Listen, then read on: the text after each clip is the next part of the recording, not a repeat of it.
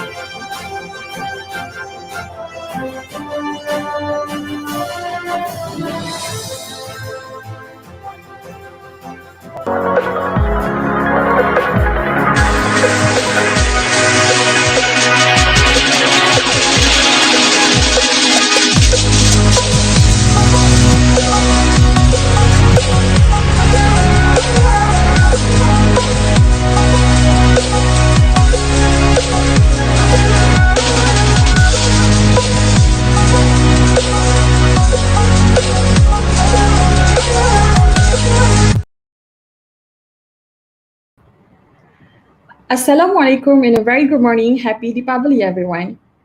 Respected advisor of Student Representative Council of UITM Khalipila campus, the acknowledged Dr. Sheikh Ahmad Izzadin bin Sheikh Ahmad Ghazani.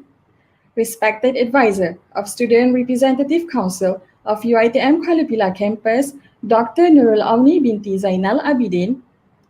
Respected advisor of Debate and Speech Club of UITM Khalipila campus, Dr. Sharifa Sheha Sheikh Aziz Baftim. Respected advisor of Eagles English Club of UITM Khalipila campus, Madam Siti Nordina binti Muhammad Ali. Dear Program Director of Youth Virtual Intellectual Conference 2020 of UiTM Kuala Lumpur campus, Muhammad Izami bin Jumain.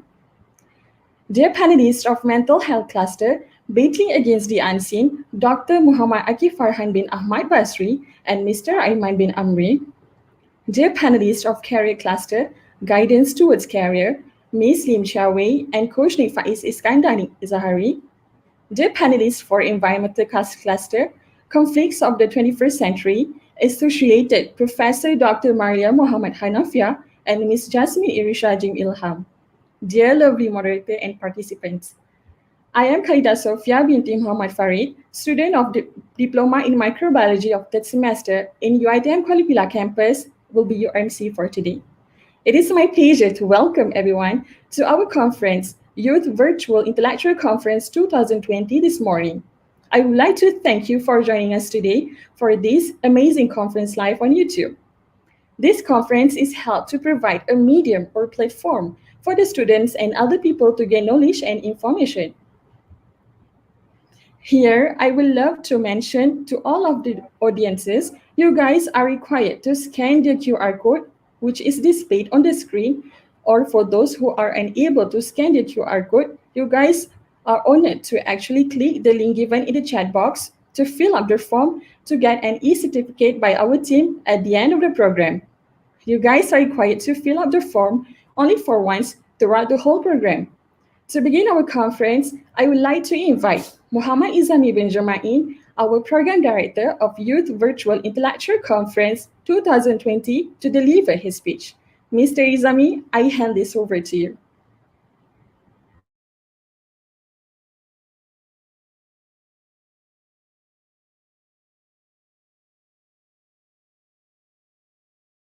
Bismillahirrahmanirrahim. Assalamualaikum warahmatullahi wabarakatuh. Alhamdulillahirabbil alamin. Wassalatu wassalamu ala asyrafil anbiya'i wal mursalin wa ala alihi washabihi ajma'in. Respected Rector of University Teknologi Mahal UiTM Negeri Sembilan Branch, Professor Dr. Yamin bin Yassin. Respected Advisor of Student Representative Council of UiTM Kuala Lumpur Campus, Technologist Dr. Tuan Syekh Ahmad Izzadin bin Syahmad Ghazali.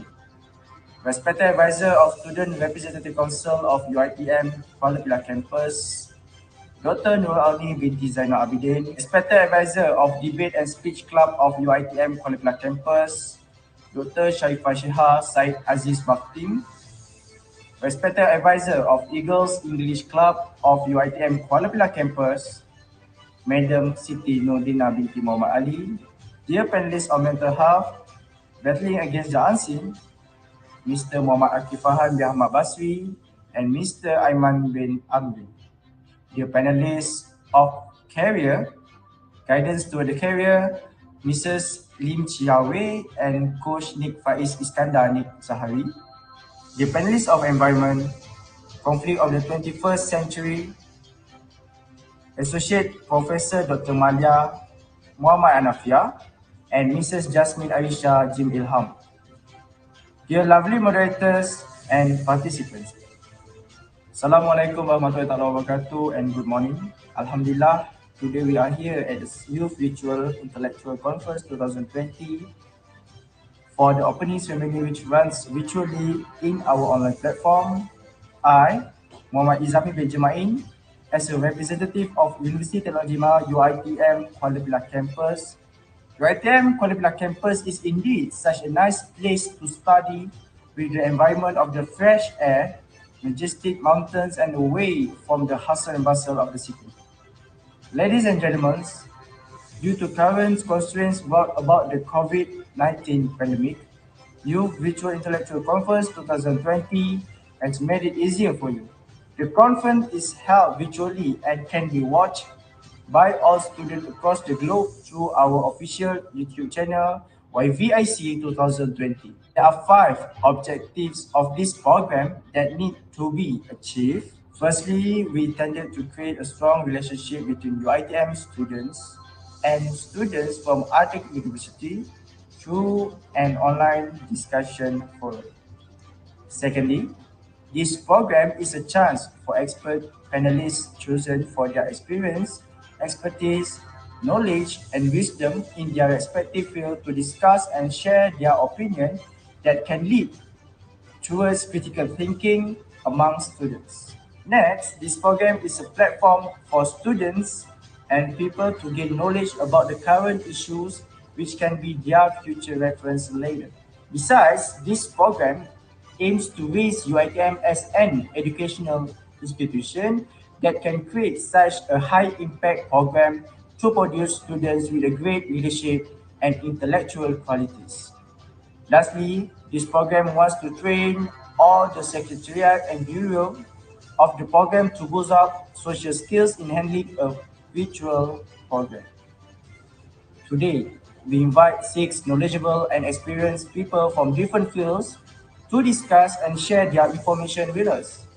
Three chosen topics will be discussed by the remarkable people are mental health, career, and environment.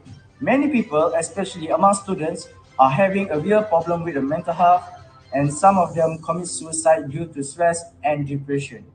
Globally, the second leading cause of death among 15 to 29 years old is suicide. While Malaysia is one of the developing countries, the issue of unemployment among fresh graduates remains unsolved. Moreover, environmental conflict that happened in 21st century have affected the life of middle and lower classes as a whole. On this History Day, YVIC 2020 has prepared a platform for everyone to get access to these current issues so they can be aware of what is happening around the world today. Ladies and gentlemen, I have a big hope for this event to be run smoothly without any obstacles and can give positive inputs to all students who are watching this program. These inputs can be helpful in the future, such as critical thinking, assignments, final year project, and others. Massive thank you to our volunteering secretariat and bureau of this program for spending your time and energy to make this program a success. Before I end my speech today, I would like to apologize if there are any flaws and mistakes, either intentionally or unintentionally, along this program is run. Thank you and enjoy the conference. Bismillahirrahmanirrahim. All right, thank you, Mr. Izami. Now it is a time for us to watch together the montage video which has been prepared by our talented Bureau of Multimedia. Let's get started.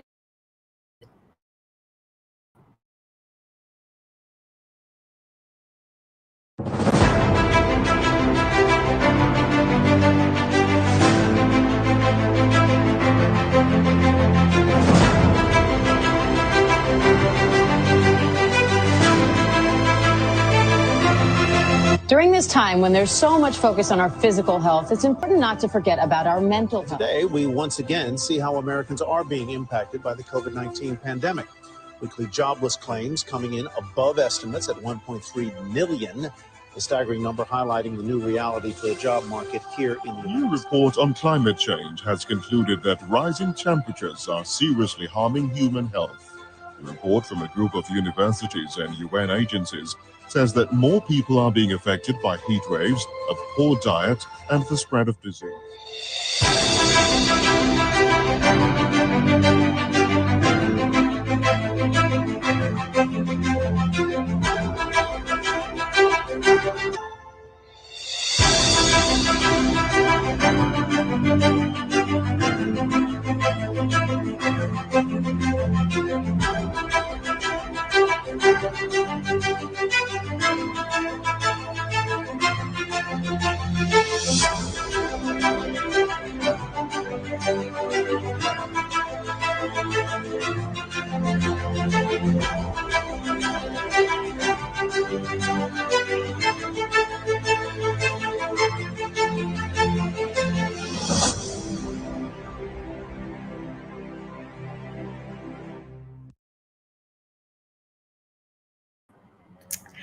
All right, today we have three topics to be discussed with our invited panelists, which are mental health, breathing against the unseen, career, guidance towards career, and last but not least, Environment Conflicts of the 21st Century. Without further ado, let's start our conference by inviting our moderator and panelist for Mental Health Cluster, Battling Against the Unseen. Ms. Saida, I hand this over to you.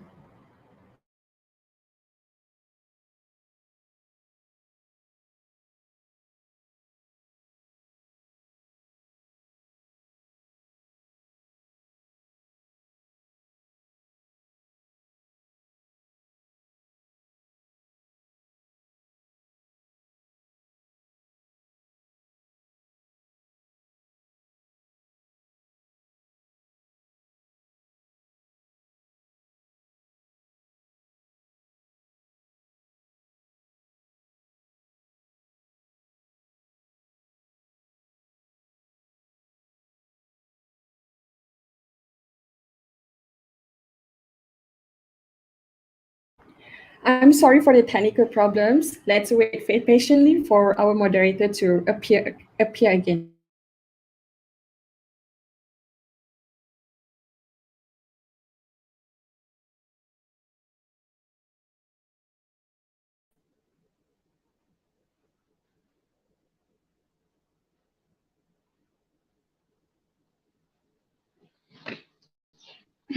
Thank you, Khalida.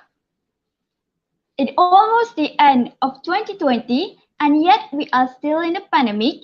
It has been years since mental disorder get acknowledged, and yet it's still a taboo thing in Malaysia. Assalamualaikum and good day, everyone. Happy Deepavali. My name is Saida, and I will be your moderator for today.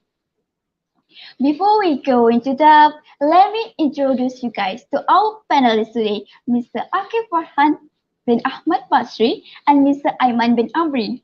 These two panelists are very professional and well experienced in this field. We are honored to have both of them together with us today. Mr. Akif Farhan is a passionate clinical psychology with vast experience in a clinical setting. He also works as a part-time lecturer at the National University of Malaysia. Mr. Akif, can you say hi to the audience? Hello and a very good morning. Thank you, Saida. Thank you. Next to Mr. Akif Farhan is Mr. Aiman bin Amri, or you probably know him as Aiman Psychology. Mr. Aiman is a mental health advocate who actively spread awareness among Malaysians. Those who often engage with social media, especially Twitter users, must know him very well. Mr. Aiman, can you say hi to the audience? Hi, Assalamualaikum everyone. Good morning. Good morning to you too. All right. Dear audience, according to WHO, mental health is a state of well-being where people realize their own abilities to cope with the normal stresses of life while able to work productively and thus able to contribute to their society. Actually, I have done a little bit of research and I found a pretty shocking truth. There are a lot of people struggling and battling with mental illness silently, alone, and even that includes youngsters and students. According to the 2019 National Health and Morbidity Survey, nearly 500,000 people in the country are found to be experiencing stress or depression. In the worst cases, several people will tend to harm themselves or become suicidal. Even that, some people are still lacking an understanding of mental illness. So my first question is, what are the things that people need to know about mental illness? Maybe both of you can come up with intricate details and explanation. So Ms. Aiman, you want to start first? Okay, thank you for the question for a session today. Before we begin, I apologize for my eyes actually. This is the work of my son. He hit me in the face last night and it becomes swollen like this. So jaga-jagalah siapa ada anak lelaki nanti ya. Okay, enough about that. So what is mental illness what is mental illness and things out there need to know about mental illness? Okay, I'll try to answer this in short because I know that Akif can answer this as well. But which part that I'm lacking of, I think Mr. Akif can add more about that. Which is, to understand more about mental illness, we have to understand about the concept of mental first. in our body, we have a certain aspect that we need to take care of. For example, our physical, our emotional, our biological, which is our physical as well, and our mental. Mental consists of our emotion, our physical, all combined into one thing. And mental illness is really related to mental health. Mental illness, I hope you don't misunderstand mental health and mental health issues and mental illness, because mental health issues, it can be something you are feeling stressed, or you are feeling unwell in terms of maybe you're burnt out, you are tired of looking in the screen because of online class learning for a few weeks, and a lot of things that you can experience that can affect your mental health. However, mental illness is something that is a diagnosis that you get. For example, when you see Akif Basri, a clinical psychologist, you go see him. He does a little bit of assessment and so on. Then, okay, you have a certain diagnosis of mental illness. There is a mental illness, which is something that we could also call as mental disorder. The key point here is the word disorder. It means that your condition is out of order. Your daily life function is out of order. Your eating appetite, your sleeping pattern, your mood, your energy, your physical behavior, your behavior with others, everything is out of order because of the mental health illness. Okay, maybe Akif can add more about this. Thank you very much, Aiman. Thank you very much, Saidah. Assalamualaikum and a very good morning to everyone.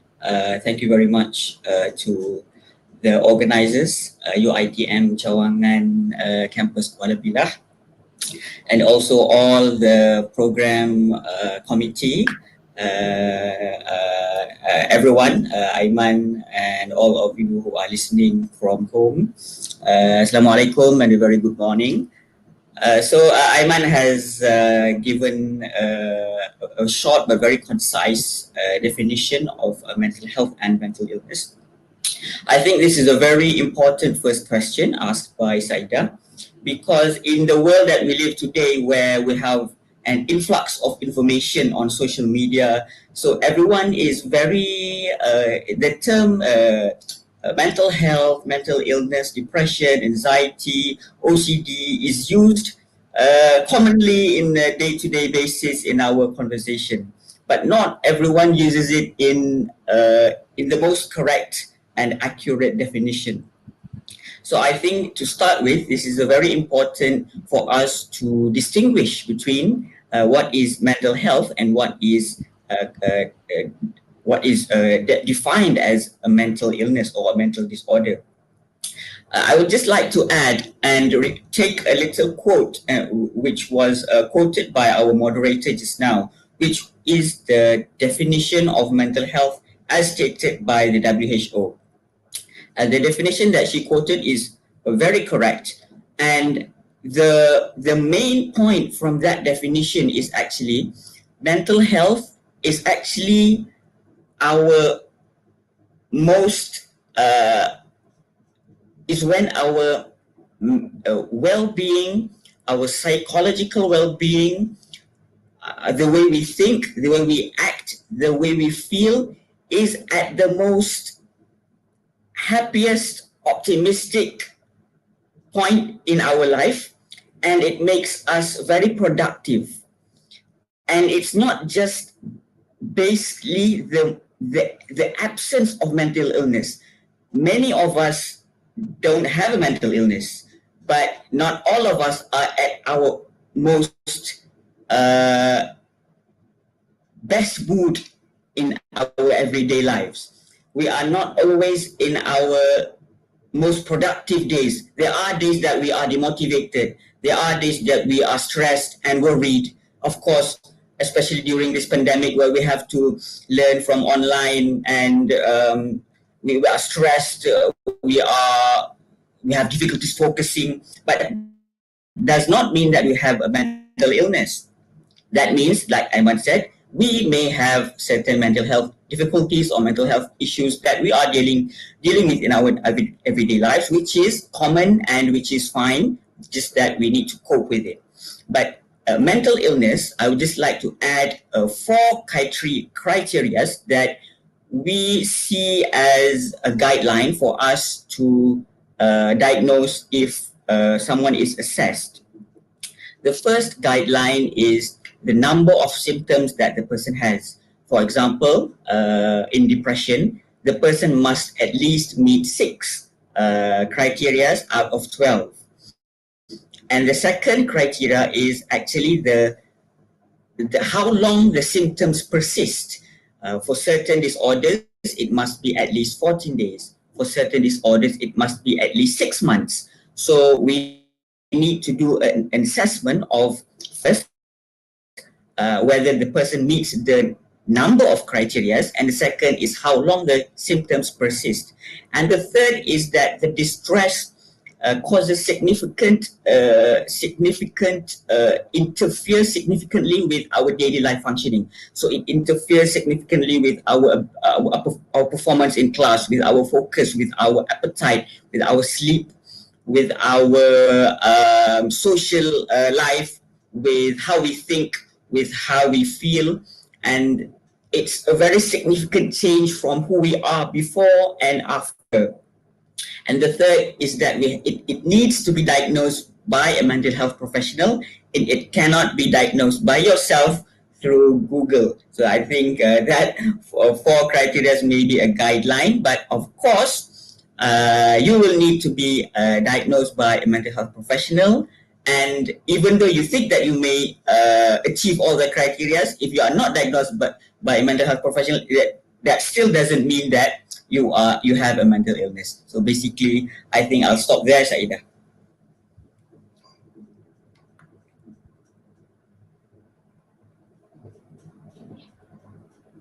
Thank you, Mr. Akif. I think both of you really give a good explanation. As you know, right now we are facing a pandemic of COVID-19, which affects some people's life, especially people with low income. Some of them having a hard time surviving with their family, and some of them even lost their job. So this question goes to Mr. Akif.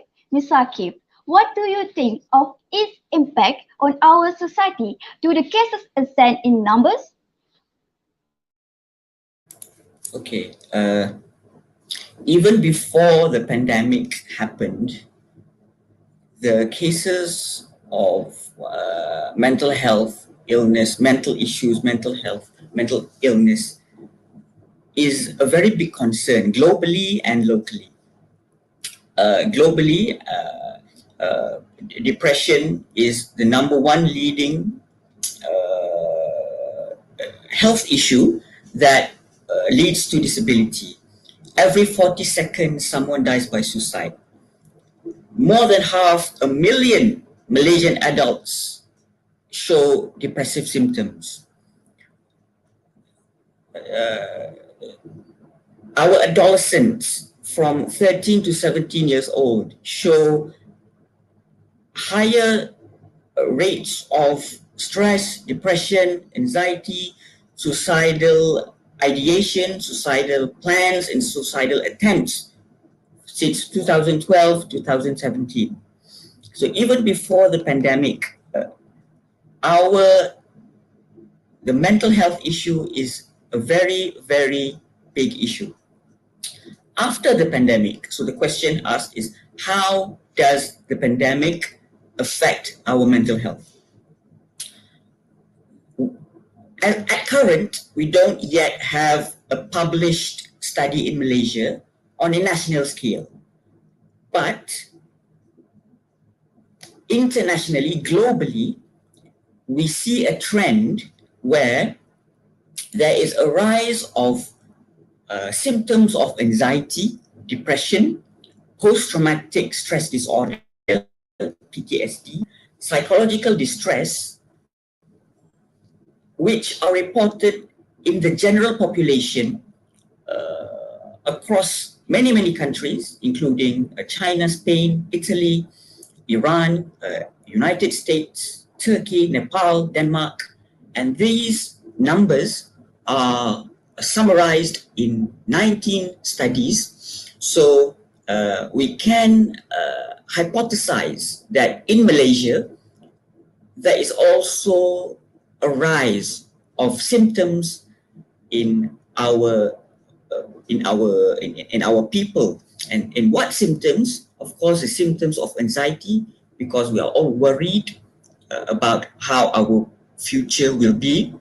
The symptoms of chronic isolation, because some of us used to be very social. We used to meet people and talk to people on a daily basis, but now we can only contact people through online. Stress, perhaps also symptoms of OCD, maybe panic attacks and panic disorders, also the symptoms of trauma, insomnia, burnout among frontliners, and also perhaps during this pandemic, there are rising cases of perhaps substance abuse, because that is shown in the global statistics as well. So even though there is not yet a published study on a national scale in Malaysia, I would we can strongly hypothesize that this pandemic has caused a higher rate of symptoms in certain mental health issues.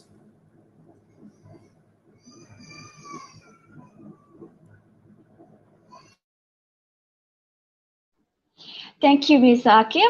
Oh yeah, before I forget, if you guys have any question, leave a comment down below and we will attend them at the end of the session. So the next question. Fellas, you know how this pandemic has been destroying the norm and how students were forced to shift to virtual learning. This matter really gives an impact on their mental and emotion. So speaking as a student and lecturer yourself, how do you cope with this constant stress, deadlines, anxiety? Maybe I might want to start first.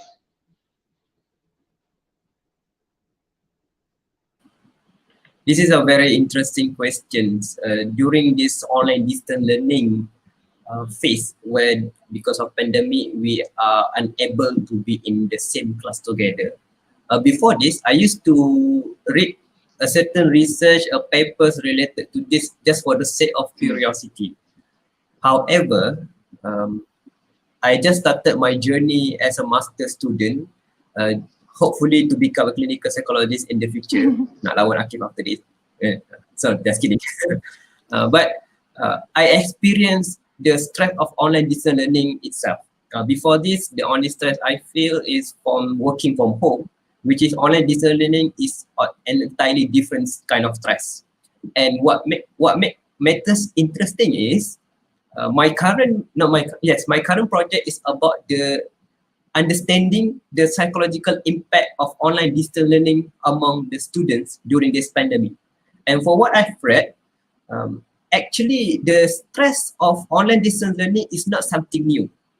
It is not something that, oh, we just have this during this PKP. No, actually the term of stress because of online distance learning has been introduced in 1984 when the first stress based on we call it as a techno stress, meaning that a certain of neurological and physical and emotional stress that came from the consistent use of technology.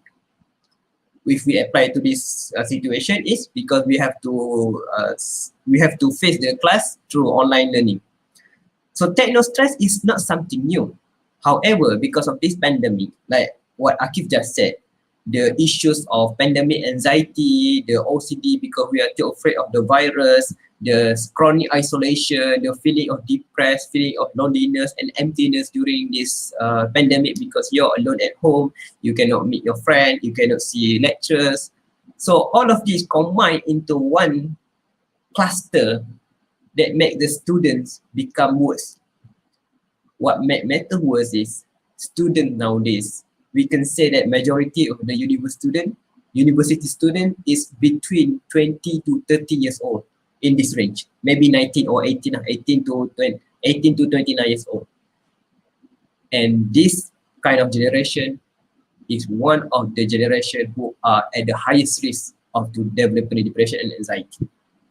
First, it's because of I'm still young, still under 30. Because of our inability to cope well yet, not as good as the adult. Because the adult, they have been through experience where they can cope well, they have a higher mental resilience, they have a better coping mechanism to deal with their stress. It's different for the young adult. You're still in the state of learning. Your emotions are still in the state of developing and finding ways how to do this, how to do that. So, combine all of these issues. This is how it becomes stress for you. So I will close my answer, I will conclude my answer with a simple ways how to cope with the stress or anxiety or any other problem related to ODL. The first one is you need to know your limit. Please, know your limit. Don't do something just because for the sake of you feel like you have to do it. If you need a pause, you need to take a rest, then take a rest. This is part of self-care where you are prioritizing your health as well. And second part is please make sure that your social isolation is not become worse just because of ODL. In my class, all of us, I can say all of us, although not statistically significant, but I can say that all of us in our class are feeling stressed because of online distance learning. We are stressed because we have to do assignment by ourselves. We can only see each other during the class online, and even the lecture sometimes we meet in the class just for the sake of the class, not for the sake of something else. And what we did is we have a weekly hangout session just with the students, just to hang out to each other. Because we realize that whenever we want to do online discussion, for example, we have a group assignment and we want to discuss about the assignment, let's say the discussion should be 2 hours. The first 30 minutes is just about membawang, venting out, asking how are you, stress kau, aku okay, aku stress, I don't know how to do this. Just for 30 minutes before discussion. Then we find out that actually we need a weekly hangout session where we meet each other in online, in Zoom for 1 hour, just for the sake of having a casual conversation, asking how are you, you're doing okay, anything we can do, and to vent out any kind of stress or anxiety or depressing feeling that you've been feeling during this pandemic. And what interesting is sometimes we also do makan-makan online, but makan-makan. So we all bring our own food, show to the class. Okay, today I bring a salad. Some of us bring BBQ, some of us bring nasi goreng. So let's eat together. Sometimes we make a joke. Okay, swap sikit.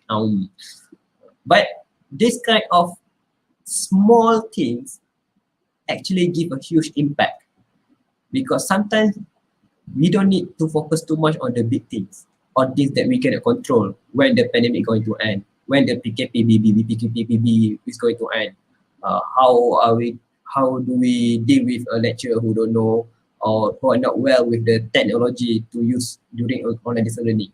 We cannot control that, but we can control on how we respond to the situation. Do a small thing that gives huge impact to your class and most importantly to yourself.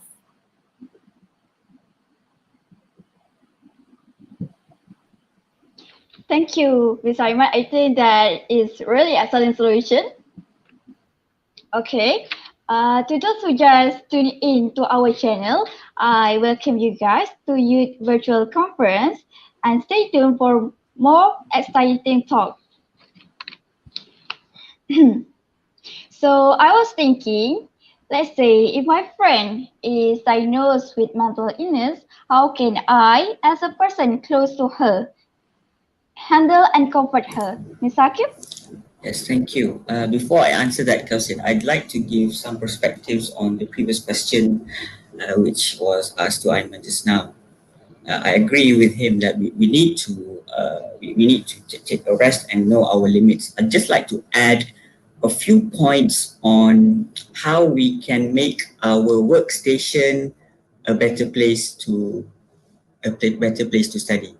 In psychology, we have this very interesting subtopic. It's called it's ergonomics. Okay, so ergonomics is how we adjust our chair. It's how we adjust our screen. It's how we adjust our desk, so that we feel comfortable sitting, because we sitting and learning, because that is our place that we will be hanging out at for most of the day. So if you can just take a look at your workplace right now, first look at your chair. Does your chair have support your lower back? Do you have something to support your lower back?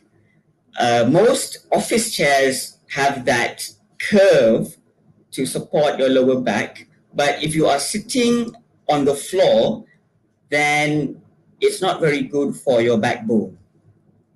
If you are sitting on a dining table's chair, usually it's straight and it's not very comfortable. So perhaps you can invest on a good chair, or you can adjust your current chair by putting maybe a small pillow at your lower back, so that it prevents you from having back pain injury, and preventing that prevents you from having more stress. And look at your feet. Are both of your feet flat on the floor, or is it hanging?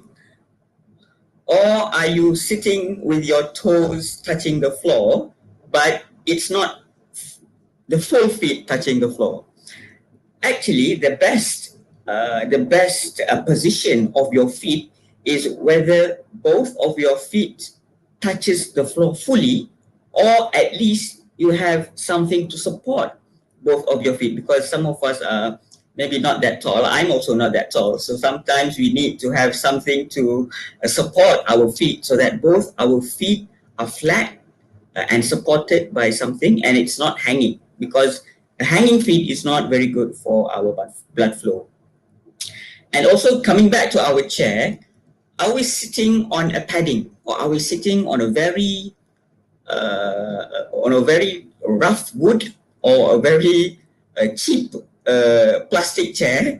So that may make us feel uncomfortable, and not just uncomfortable, but it's actually not good for our body posture, for our physiology, for the strains on our body.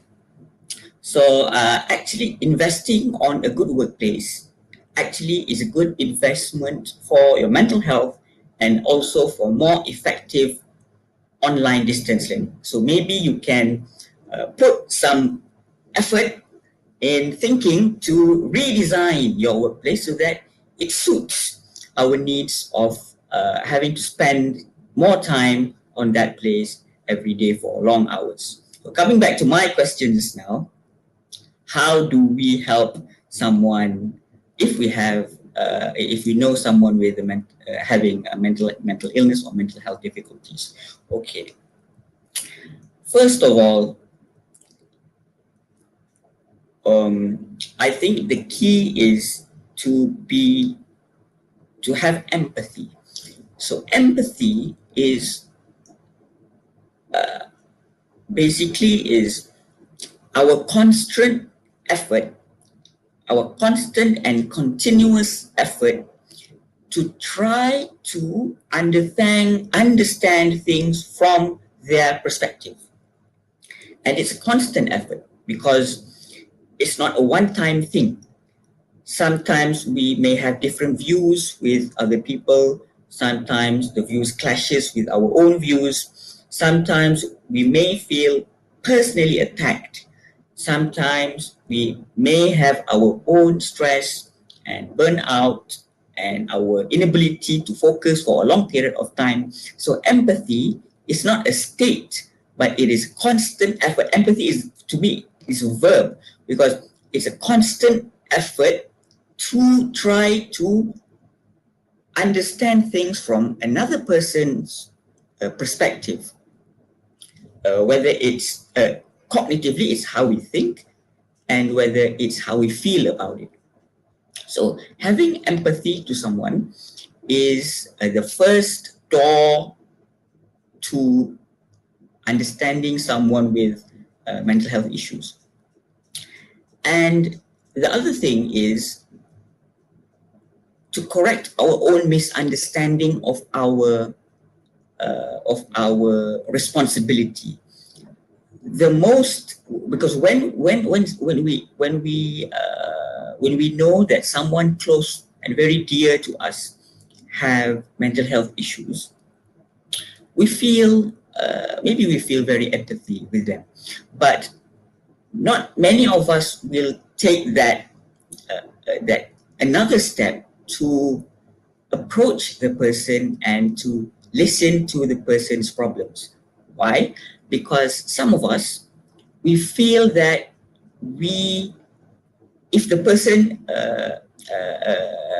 shares their problems with us, we feel the need to cure the person. We feel the need to fix or provide solutions to their problems. And we feel responsible to solve whatever complex difficulties that they may have. And all of those are actually myths, because we do not need to solve their problems. We do not need to provide them with accurate solutions, and we do not need to cure them.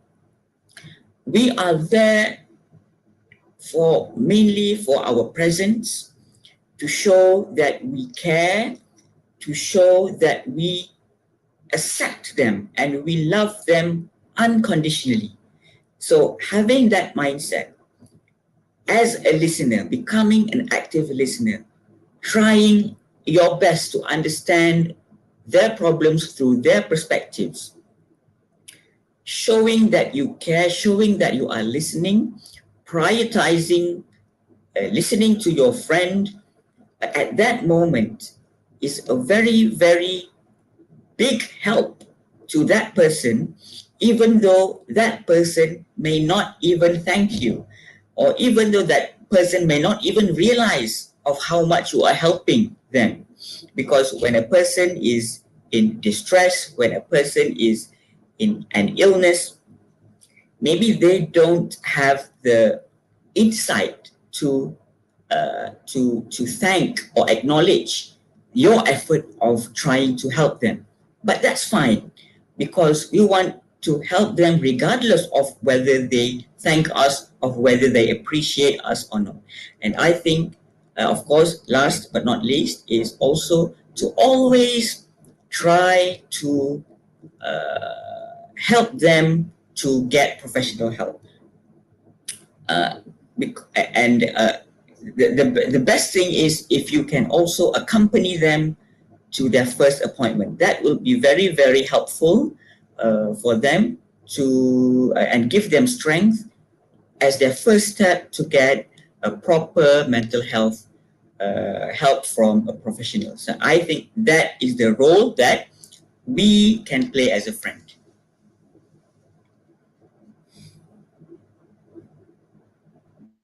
Thank you, Ms. Agif. So let's move along to the next question.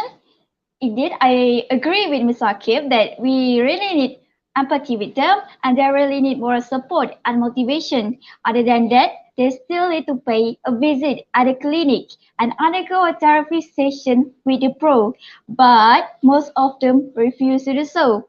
Lately, I've been seeing on Twitter people tweeting everywhere about how getting a treatment or therapy from the professional is a privilege not everyone has. What are your thoughts on this matter, Ms. Simon? Okay, either it's a privilege or not. Okay, before I answer this question, we have to understand that getting a treatment or a therapy getting a treatment or therapy from the professional, it can be either through private center, for example, or through public hospital. If you are talking about private center, I would say then yes, it's a privilege that everyone can have. Everyone, because not everyone have the financial support to go for the treatment. For example, if you go to seek professional help from a psychologist, a clinical psychologist from a private center, it would cost you around 180 to 300 to 400 depending on the experience of the psychologist. If you go seek from the private hospital to see psychiatrists, it will cost you more than that. But however, I understand sometimes people go to private hospital because of they have this a certain benefit from the companies. But what about students? Students have it differently. You don't have the specific benefit of workers or any corporate workers that can have when they're working in a big company. At the same time, if you go seek help to a private center, you don't have most of you, I believe, don't have the specific luxury to spend your money to go for the treatment in the private center, because you're still under responsibility from your parents, you're still under responsibility because you have other commitment and so on. However, there are specific other alternatives, which is you can go to the public hospital. If you go seek help in klinik kesihatan, for starters, if you go to klinik kesihatan, it will cost you around RM1 just for the screening test in the beginning of the process. You go for the specific process from the doctors, which is to find out either your problem is physical or mental. If you're mental, they will refer you to the specific department, which is the secretary department, to see with the doctors in the later time with a new appointment. So the total cost of this still be cheaper than the cost of going to the private center. However, one of the lacking thing is because we are lack of professionals in the industry.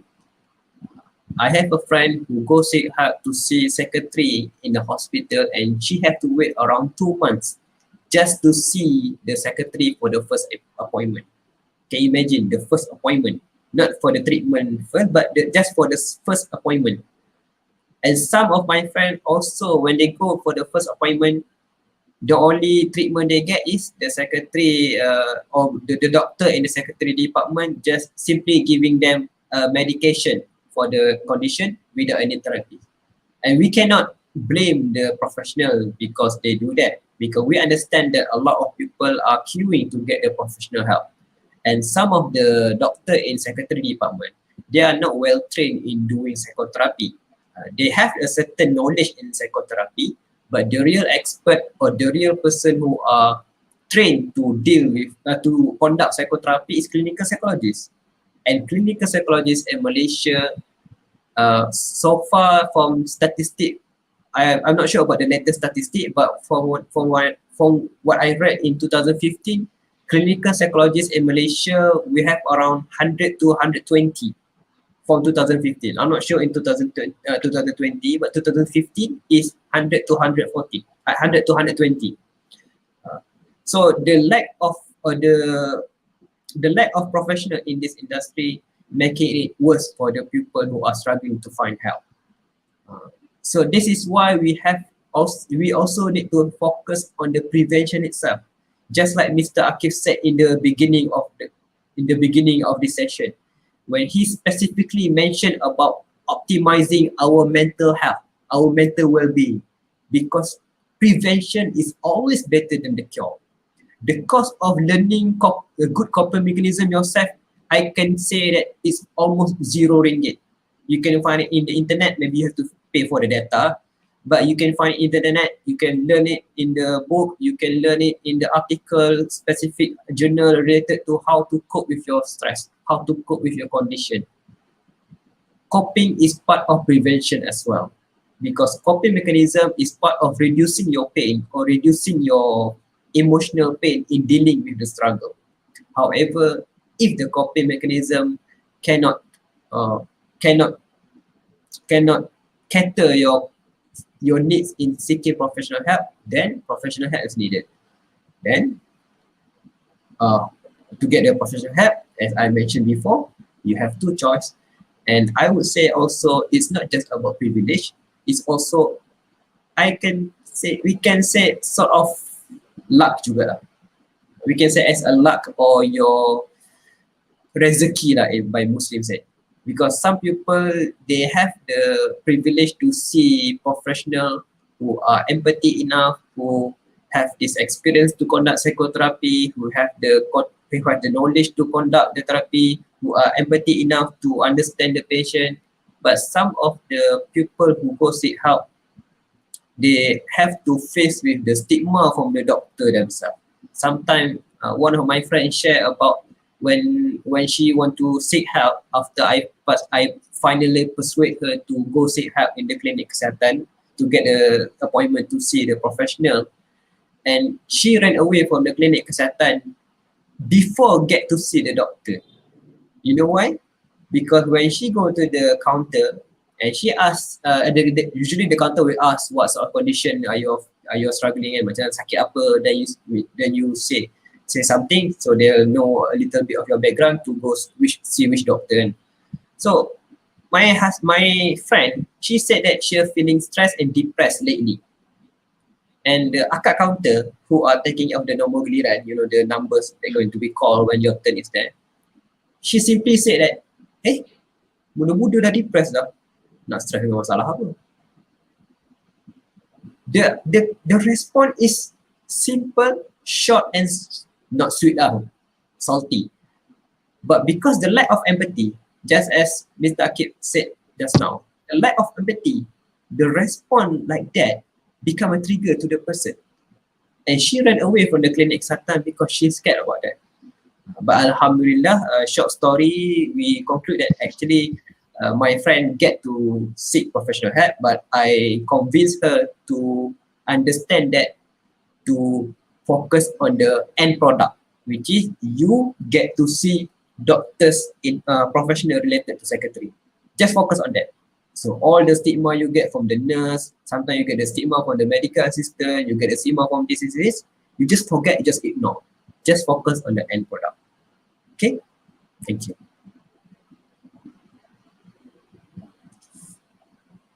Thank you, Mr. Aiman. Ms. Akib, do you want to add more since you are a clinical psychologist? Yeah. Ms. Akib? Yes. Generally, I think the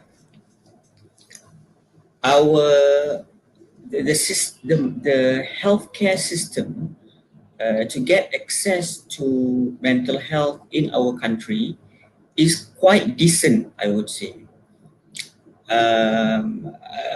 If you are a student, I'm sure all universities have their own counselors, and some like in UKM, we even offer students for assessment and therapy from our own clinical psychologists and our own psychologists, not only clinical psychologists, but our counselors. We have developmental psychologists, we have cognitive psychologists, and we practice and we have our own clinic sessions in UKM. So I think when you are a student, I think you have that access to mental health care in your university, and I think you can make the best out of it. But of course, I can't deny that in the general population, psychologically speaking, if you are more educated, if you live in Klang Valley or a more urban area, there is a high chance that you will have more, that you will meet more people and get more information regarding where to get the mental health help. But and also if you are doing better financially, I think you have better options other just like what Aiman explains now. And but I think that geographically speaking, if you are living in very rural places in Sabah, such as in Sandakan, in Tawau, even in Kota Kinabalu, there are not the ratio of mental health facilities, mental health professionals, and those who need help is huge, and that is a very big concern in comparison to those who live in KL, who live in Selangor, who live in Bangi, who live in Shah Alam. They have mental health facilities and professionals all around them. So I would say, to a certain extent, yes, some people who live in certain parts in our country still have poor access to mental health help, but generally, if you live in Peninsula, and if you live in urban areas, even if you don't live in urban areas, actually, we have Klinik Mentari in every state in our country. And you can always go to the nearest Klinik Kesihatan to get a referral letter to go see a psychologist or a psychiatrist at the nearest hospital. But generally speaking, I would say our access to mental health care is quite decent, but maybe not to everyone, because we have geographical differences in Malaysia.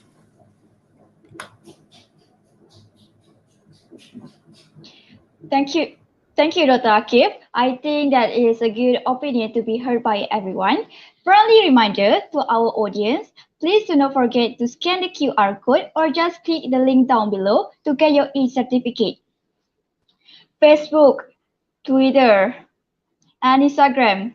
Speaking of social media, Mr. Aiman, as a person who make it big on social media, do you think social media has done more harm than good to our mental health?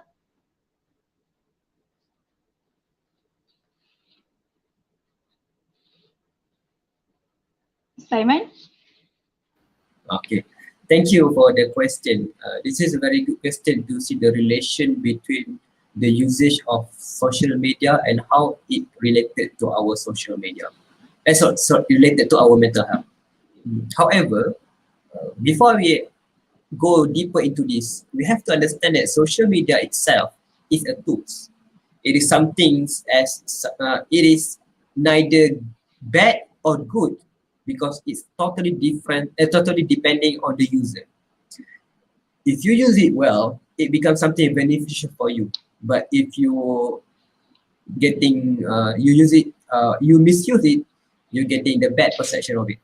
So social media, for me, I would say that how it's related to our mental health, that we have to understand social media is something that is, we call as a spotlight effect. For example, spotlight effect or a bias. Spotlight effect means that when, imagine you are in a room with full of people and suddenly there's blackout and only one spotlight focusing the light on you. For a person who are walking from outside, they will only see you because the spotlight only shows on you. But the thing is, in the room, there are a lot of other people, but because of the spotlight effect, they only see you. So they thought that you're alone in the room. So it's the same for social media. Our life, maybe I can say that we have a lot of things in our life, but because of social media, we only show a certain point of our life, a specific episode of our lives. And what matters worse is we airbrush it with filters, with words, romanticizing the situation. We do a lot of things to make it seem like it is something beautiful, something that to be jealous, something that sounds like a privilege. But that tiny percentage does not represent the whole life.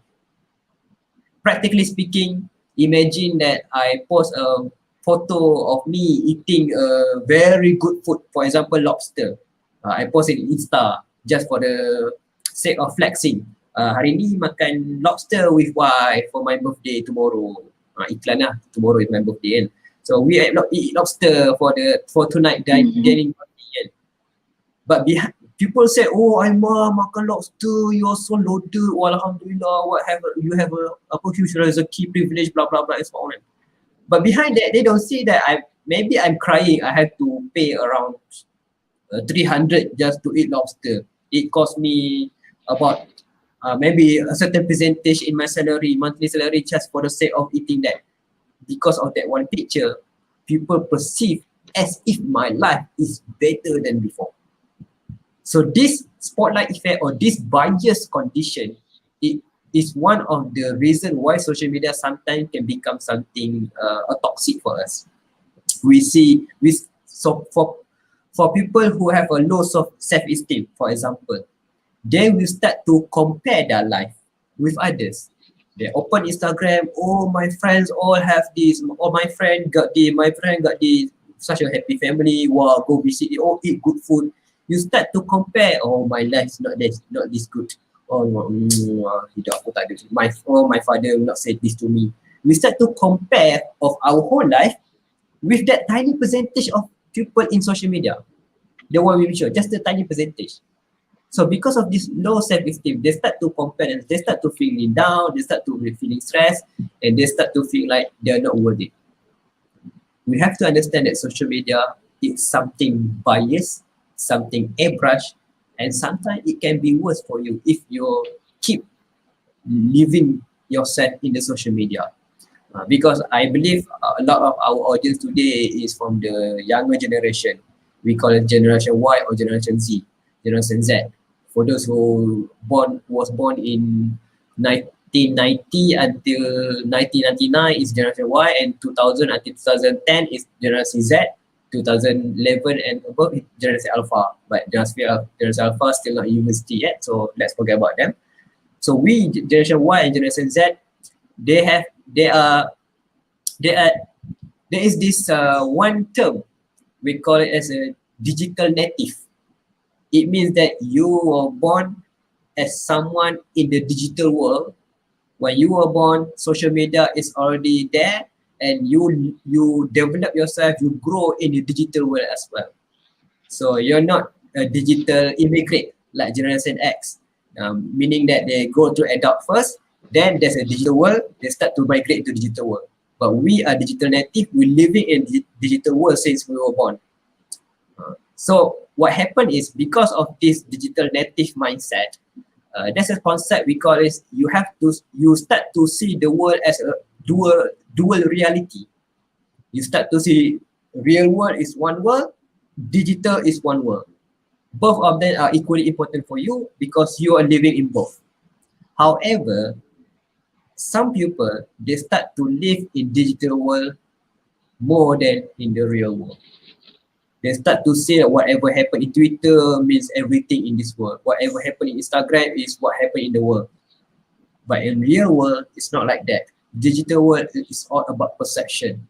A lot of issues can come, a lot of things that can happen, and sometimes we have this tendency to try to contribute to this digital world.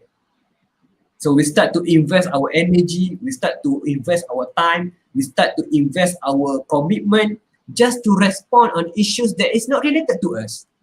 I'm sorry to say, this is just example from the issue. If you remember the issue of certain PU, pencetus Umar, who divorced his wife during pregnancy and so on, blah, blah, blah, blah, blah. I'm sorry to say this as a example. When the story happens, a lot of people respond in Twitter, a lot of people respond in Instagram, they give their opinion, make a video review lah, make a thread, this is what happened, blah, blah, and so on. But actually, if we see it technically speaking, the issue is not related to us at all. Whatever we say will not contribute how the justice is going to prevail for both of them. Whatever we do will not contribute anything at all for them. Maybe yes, for awareness to the society, but for that person, we will not contributing at all. But we focus too much our energy, our time, our commitment towards that, and issues is endless. There's no limit to issue. Every day is always new issue, but our energy have limit. When you use energy on something that is endless like that, you will start feeling exhausted. You start to feeling the lack of energy to do things that you're supposed to do as a student, as a husband, as a wife, as a son, as a doctor. as a spouse or any role that you should have, you should do, you're already lacking of energy because a lot of energy already invested towards something that is not useful to you. This is why I focus my first introduction just now. I focus on know your limitation. What I do is sometimes when a certain issues came out to the Twitter, you know Twitter kan, sometimes you open today, new issue, open tomorrow, new issue lagi, new issue lagi. So sometimes it's important to just scroll away, literally scroll away. You can be concerned, yes, you can show your concern, but don't express too much or invest too much of your energy towards that. Just for the sake of knowing, oh, this is what happened. Okay, scroll. There's no need to, okay, I'm gonna make thread about this. I'm gonna read what happened. Oh, I'm gonna see from the primary source. Oh, this is what happened. Lelaki sekarang memang tak guna, jantan sampah. So we do a lot of perception. We invest a lot of energy, but to things that supposed to do, we don't invest enough in that. So for me, social media can be something good if you use it well, but it's also something can become toxic if you're not really regulating it. My keyword here as a conclusion is we go back to the concept of Islam. For those Muslim here, I'm gonna close this answer with 2 points. The first one is the hadith from the Prophet Sallallahu Alaihi Wasallam when he specifically said that speak good or remain silent. Meaning that if you don't have anything good to say, just remain silent. Doesn't matter if you say it's true, but if it's not good, maybe it's abusing to the person who reading it, don't speak at all, don't write at all.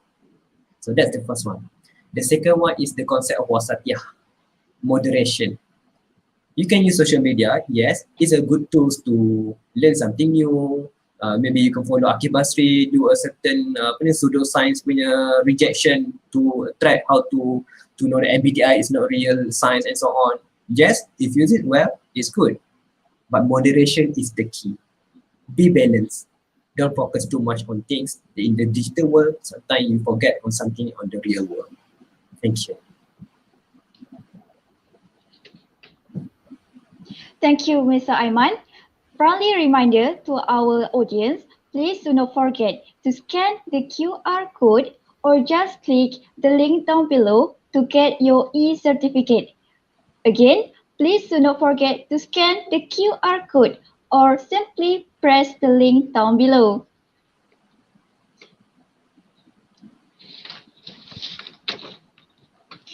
This question is for Mr. Akif. Mr. Akif, I am curious again. What if mental illness is left undiagnosed and untreated? Will it cause a long-term damage to that person, mentally or physically? Yeah, I think I'll give a very short answer to this one. Generally, the normal population takes almost 1 year to seek professional help since the start of them feeling overwhelmed and not being able to control their own thinking and emotions. So generally, it takes a very, very long time for someone to start their first step of seeking help. And the later they start, the more complex and it perpetuates the problem further and it becomes more and more complex to be able to be treated. But the sooner you come and get help, it is more easier for us, the mental health professionals, to help you to cope and deal with your symptoms. If a mental illness is undiagnosed, is left undiagnosed for a long period of time, the person may have certain difficulties. Socially, the person they will have social difficulties, and when people ask them what is wrong with them, they may not have an answer to it.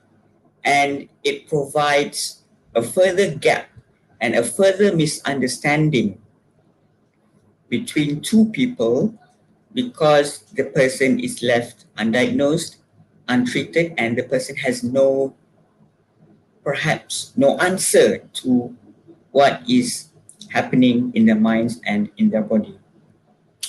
It will perpetuate means maintain, okay? Perpetuate problems in your not only in your social life, but in your work, in your studies, your performance, in your assignments, in your grades. It will lead to not only other mental health issues, but it can also lead to other physical illness.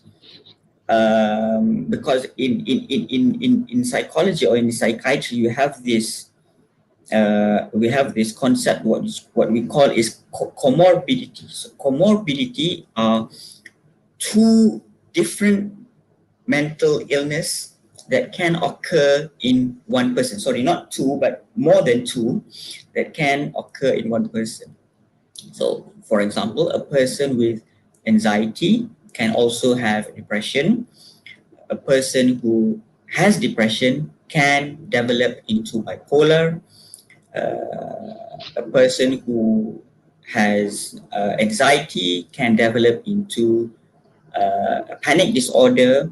So the sooner you get your assessment, the sooner you get diagnosed, the sooner we will be able to formulate your problem and to help you understand what is going on, at what state are you in right now, so that we can work together as a team to help you. There are very, very minority cases in which a person who does not get professional help, but they become better. But these cases depends on the severity of the issues or the illness that they may have. It depends on the social support that they have. It depends on the resilience of the person. It depends on the personality of the person.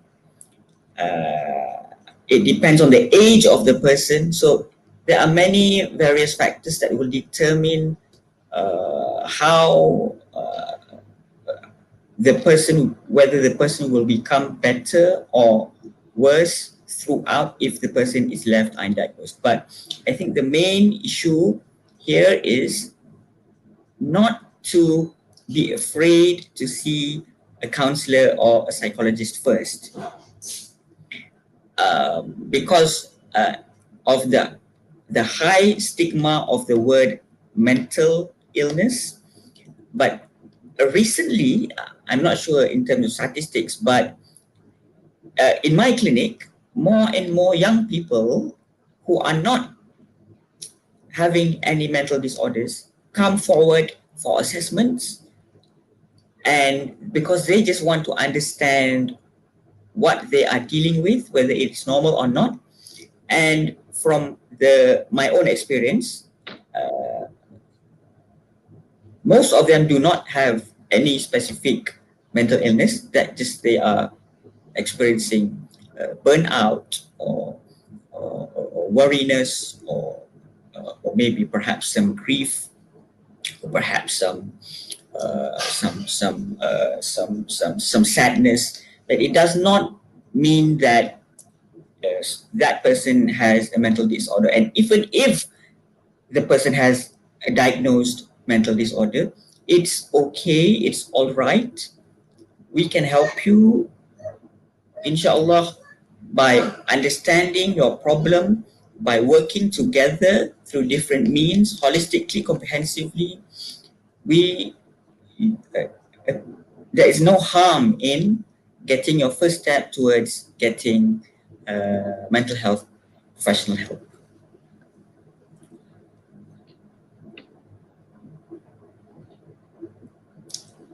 Thank you, Akif. First of all, I'd like to say sorry for mistitling you just right now. All right, our last question goes to Mr. Aiman. This is actually a follow-up question. How to deal with cyberbully, or AKA keyboard warrior?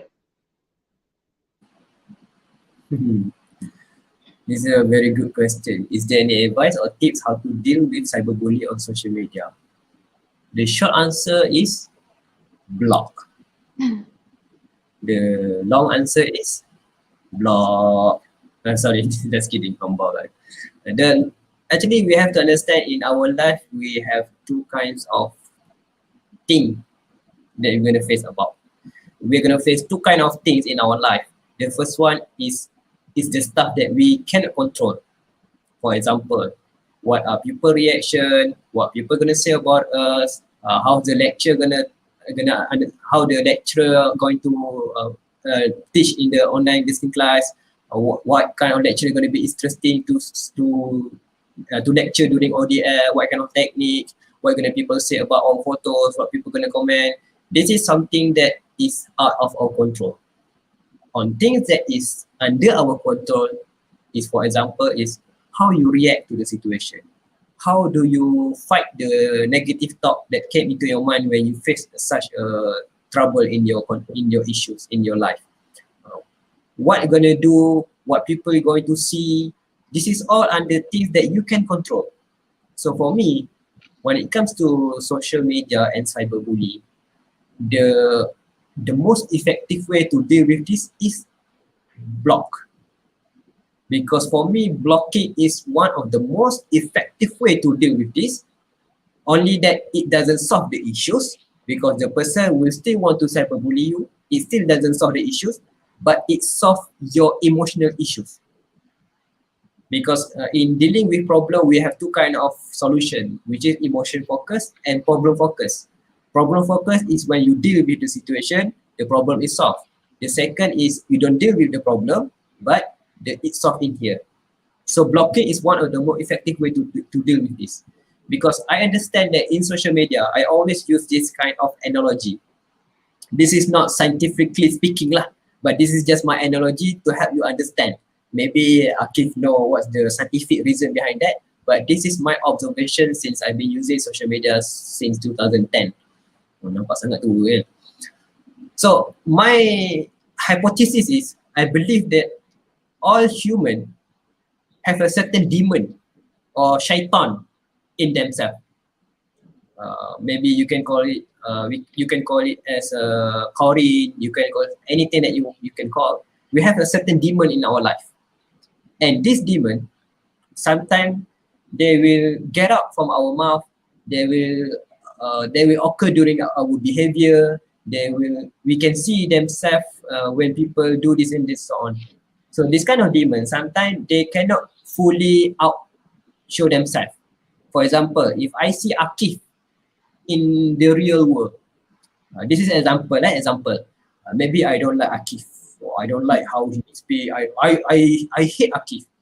But when in front of him, for the sake of relationship, for the sake of Akif is my friend, for the sake of this is one of my respected seniors and so on, sometimes the feeling of the shaitan tu is just maybe gonna orang kata keluar sikit-sikit lah. Maybe just like jelingan mata, maybe just like as simple as that.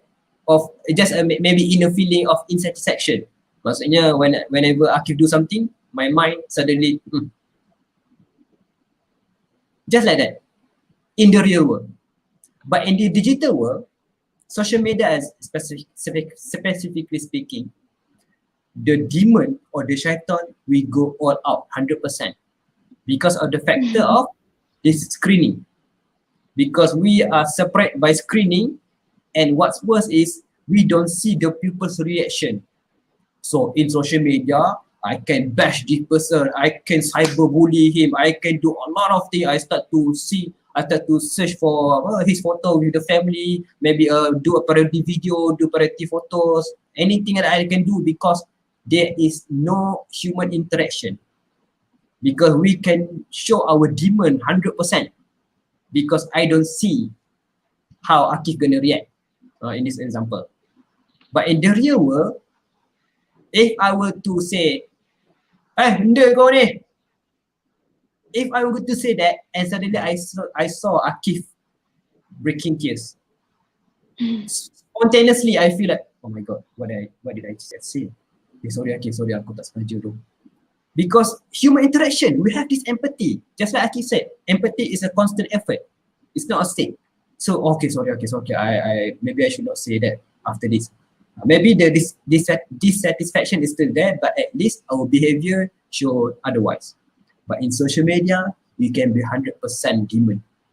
So this is, I think, one of the most problematic issues in social media, because people tend to go all out of their demon because it's a social media.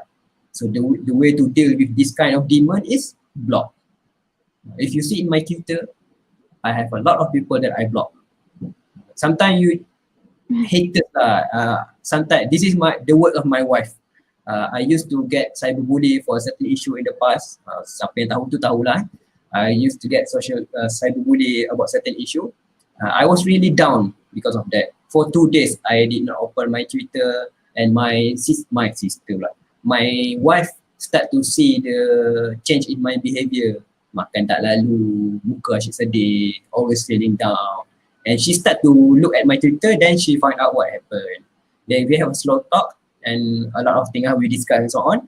But one of the prominent thing that I want to share with you is her words that make me feel a bit better is, Rasulullah pun ada haters.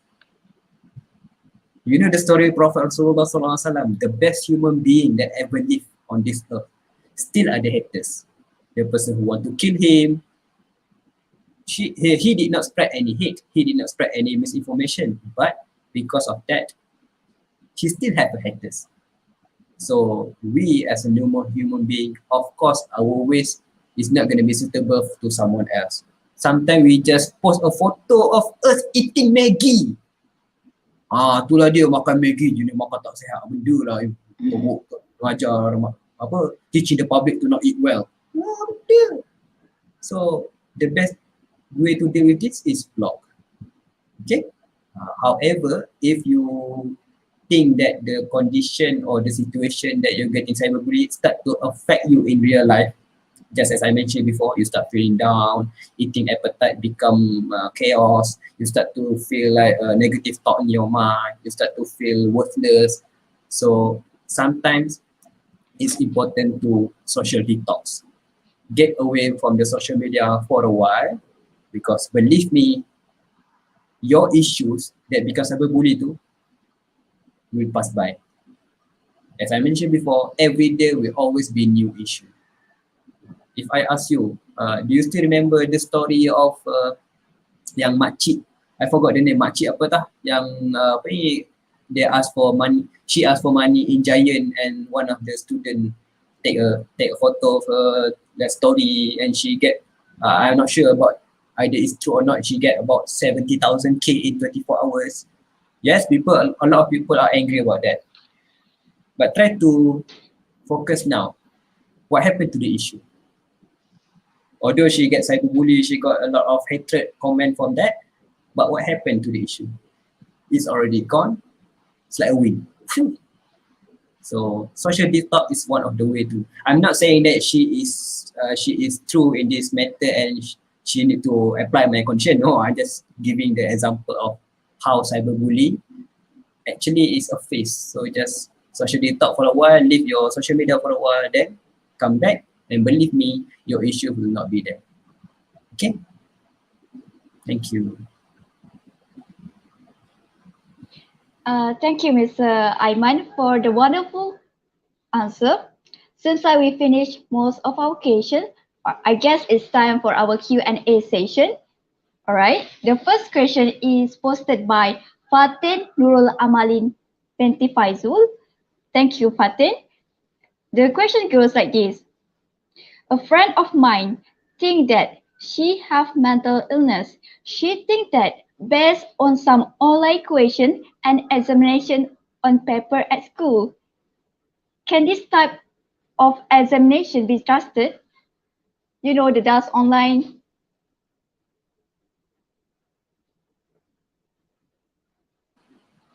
Mr. Aiman? Okay. All right. One of the famous online questionnaire you can do to people say that to know your depression and anxiety and stress is DAS21. I think Mr. Akif also know about this DAS21.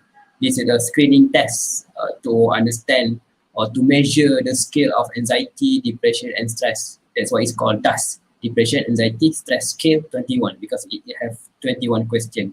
7 questions to estimate your depression, 7 questions to know your anxiety, and 7 questions to know your stress. However, you have to understand that DAS21 is only a screening test. It is not used to be as a diagnostic tool. It is not something that when you can feel in the online, you get the result, you have severe depression. I have depression. And you print screen, post in its IG story, guys, I have depression. It's not as simple as that. Like Akif just said just now, diagnosis is a long process. It is not something that you can do through online, you get the result, meaning that you have this. I understand that DAS21 is very famous nowadays because it's really simple and it's easily accessible as well. And there's a Malay version as well from Professor Ramli Musa translated and it's widely used by the public in Malaysia. However, you have to understand that screening test is like during our new normal right now. Imagine you going to the Giant or Tesco or Econsafe or any shop that you want to go after this. Before you enter the shop, there's a temperature scan, right? So the cashier or the seller or anyone or maybe automated will scan your temperature. 39.0. You're hot. Sorry, not you're hot. You're having a fever and so on. Your temperature is more than suitable by the KKM, so you can enter the shop. So 39 degrees doesn't mean that you have COVID. 39 degrees doesn't mean that you have fever. Maybe your forehead is a bit hot because you just walk under the sun. Maybe. Or maybe you have a fever. Or maybe because your body is burning up due to certain, your body fighting to any certain bacteria in your body and you start to feeling burning up. There's a lot of season, there's a lot of possible cause to make your bodies have a 39 degrees in Celsius. It doesn't mean at all what is the real reason behind it. It only means that you have to see a doctor and check. That's all there is. It's the same for DAS21. If you see your result have let's say severe depression, moderate anxiety, severe stress, it only means that you need to go seek help and check. Because although sometimes you have a certain symptom of depression, doesn't necessarily mean that you have depression. I have a friend who are struggling with his anxiety disorder, so-called anxiety disorder, because he said that he learned in the social media, he learned in the website, a lot of symptoms happened to him and he experienced it for almost 2 years. He keeps saying that he has anxiety disorder. But when we finally persuade him to go seek help, it's actually happened an issue with his heart. Something I'm not sure about the technical term, the medical term of it, but there's something wrong with his heart, maybe about the valve, maybe, I don't know about the medical term, but because of his heart condition, making him feel worried, he feel anxious, easily panic, start to feel tense in the body, but it's not anxiety. Only when he goes seek professional help, then he knows actually the symptom also, although almost the same like anxiety, but actually it's a heart condition. So after a certain minor surgery, then he get better. So that's one of the example, and we can see that DAS21 is not for diagnosis. It's just a screening. It only means that you need to go seek professional help. That's all there is. Either you have it or not, you have what or you don't have it. It's all totally depending on the assessment with the professionals. Okay? All right. I hope that answers the question. Thank you, Mr. Aiman. Mr. Akif, do you have any say on this? I think Aiman answered it perfectly well. All right, move on to the next question. The next question was submitted by Iman Mansur. The stigma about mental health is just stressing me out. Is that true that faith is correlated with mental illness? Okay, very good question, especially in our context. Okay, I'll try to answer it as short and concise as possible because we don't have very much time left. Basically, we have our components in our body which affects our mood, our mental well-being is the bio, psycho, social, spiritual. We have our biology, we have our brain, we have our body, we have our eyes, we have our heart, we have our psychology, the way we think, we have the way we feel, we have our social life, our social surroundings, and we have our spirituality part. So answering this question, I'd like to bring your attention to the spirituality aspect. My first argument is, does spirituality affect our mood? The answer is yes. Of course, spirituality affects our mood. For people who who have faith in Iman and they deliberately commit big sins, of course, they will have some sort of comfort in their heart. That is even in a hadith. For if you don't pray for many years in comparison with those who pray, of course there will be a difference in how your mood is, in how you perceive well-being and how you perceive happiness. But to say that spirituality causes mental illness is too simplistic, because mental illness is caused and is developed by not only multiple, but many risk factors, genetics, your childhood, your personality, the way you were raised by your parents, whether you have other illness of mental or physical illness, whether you have experienced abuse or substance abuse. So it's a combination of many risk factors, and to pinpoint a mental illness is caused by a low level of spirituality or faith is judgmental and simplistic. However, I can say that for certain people, having a high levels of spirituality, faith, and Iman can help them cope, can help them give them some sort of strength and protection from the mental illness worsening. But to say that it is the cause of a mental disorder is not true.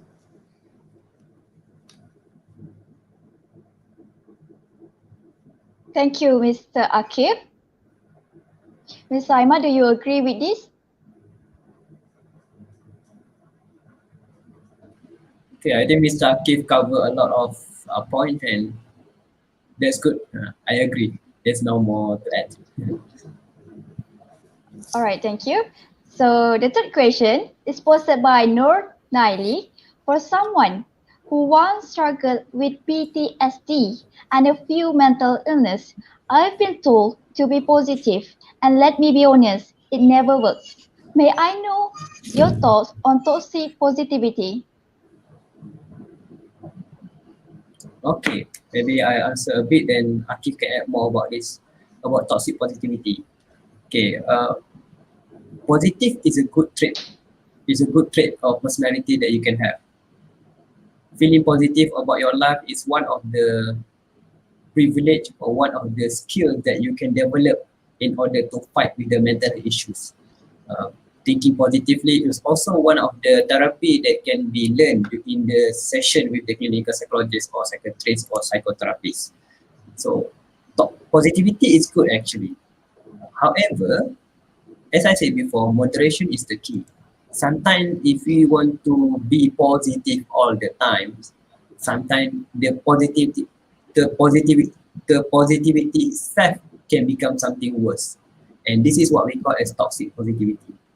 Toxic positivity, it means that you are masking something not is positive and it seems positive. For example, if I tell my friend I'm feeling stressed because of ODL, then my friend will respond, Relax. A lot of students also stressed with ODL. You're not alone. You have to keep fighting. It sounds positive. It means that I have a friend who also understand what I'm going through and so on. However, because of this positive response, I start to feel like, oh, meaning that if I'm feeling this kind of stress during ODL and other people also experience the same kind of stress, so what I'm feeling right now is the same as others. So we are not validating the person's stress, because toxic positivity is always about ignoring the validation part. Because sometimes when we talk to someone, we tell the struggle of ourselves, we are not expecting a response to pujuk us or to sort of comfort us. It's supposed to just to feel, to be heard and also to feel validated. If I'm feeling stress of ODL, then my friend keep comparing, ala relax lah. Some people although also feeling stress during ODL, you're not alone. Well, is stress in competition? It is something, stress is something that used to be like anugerah cemerlang. Anugerah pelajar paling distress, jatuh kepada anugerah pelajar paling stress. Is it a competition? It's no, it's a condition, it's a feeling, it's a struggle that I feel, and I just want people to acknowledge, to validate. Okay, you're feeling stress.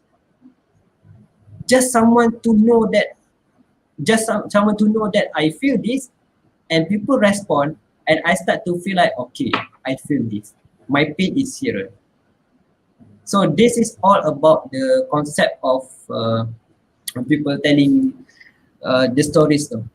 So toxic positivity, you can search, I believe that a lot of people experience this kind of response and they start to question either their feeling is something maybe not that bad, maybe this is something usual, this is something normal and I should not feel this way. Because validating is part of acknowledging your mental health issues. Validating, for me, labeling your own emotion, your ability to know what is your feeling is one of the skill that you can learn, is one of the way to have a better health condition after this. So I will conclude my answer with 3 simple steps whenever you're feeling emotionally inconvenienced. Any kinds of inconvenience feeling, you can apply these 3 steps. The first step is, let's say, the first step is you explain what is the situation that you're currently facing. Just explain verbally, say out loud by yourself in the room alone. Just say what is the situation that is you're currently facing. Okay, right now, lecturer just scold me in front of the class during online, and lecturer told me that I have no chance to graduate on time, for example. Okay, just explain the situation. The second step is you explain what is your emotion from that situation. What is the emotion that occurs from the situation? Okay, I'm feeling stressed. I'm feeling sad because she said that. I'm feeling regret as well because I think I don't have much to offer to the society. Or I also feel mad, I'm angry because I studied so much and she said that to me in front of the class. So these are all the emotion that you feel from the situation.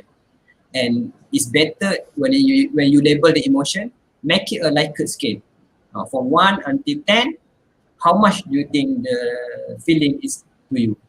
Maybe from 10, maybe angry, 10 over 10. This is like really, really angry.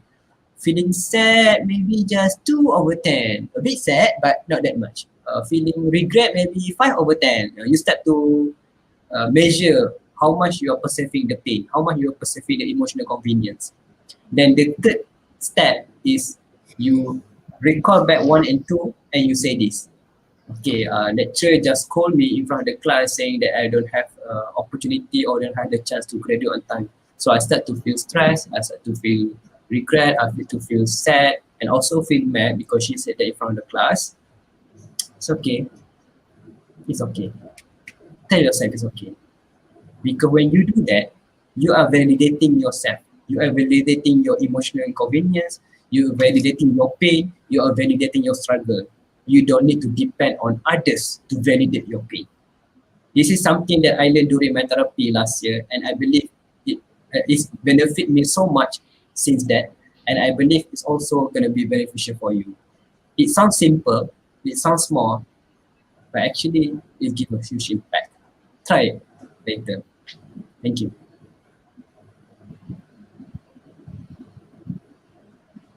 Thank you, Ms. Aiman. Mr. Akif, do you want to add more regarding this issue? Yeah, Aiman has explained. Or else we will move to the question. Aiman has explained from the perspective of the patient himself.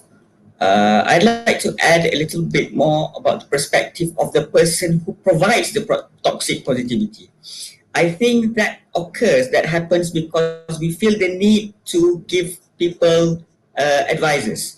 We feel that because in my DMs, I'm sure Aiman also receive DMs also every day. People ask me on apa kata-kata semangat ni nak bagi dekat kawan. People don't ask me how can I be a good listener. Even that explains how you think about helping someone with a mental disorder. Actually, because we have been maybe indoctrined that we have to always give apa kata semangat kepada orang. I think that's a myth. Okay? It's not 100% wrong, bukannya dosa atau haram ke untuk bagi kata-kata semangat. In a certain times it works, especially if you are really, really close with the person and what you say really matters to them. Sometimes if you just say something like it's okay, I'm here for you, you know, ataupun if you say something that is meant to be positive, contoh, say I know you're strong, sabar. Many times, a lot of times that doesn't really work. But if you are a person who is really close to the person and the fact that you have some effort to say something, sometimes it works. But my point is, it's risky. It's risky to provide some solutions, some positive quotes, if you have yet to listen to listen to understand the problem deeply and comprehensively, and because then you will say something which is not the most accurate thing to say at the moment, or maybe it's too early to say that, so then it becomes toxic positivity. So I think from the person who provides the toxic positivity, I'm sure the person does not intend to provide toxic positivity, but I think it's the time. I think it depends on who you are to that person. So be careful and be mindful of everything that you say. As Aiman said just now, please be more focused on listening and understanding the person.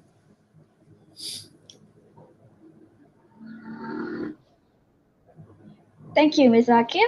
So on to the next question posted by Shidatu Sofia.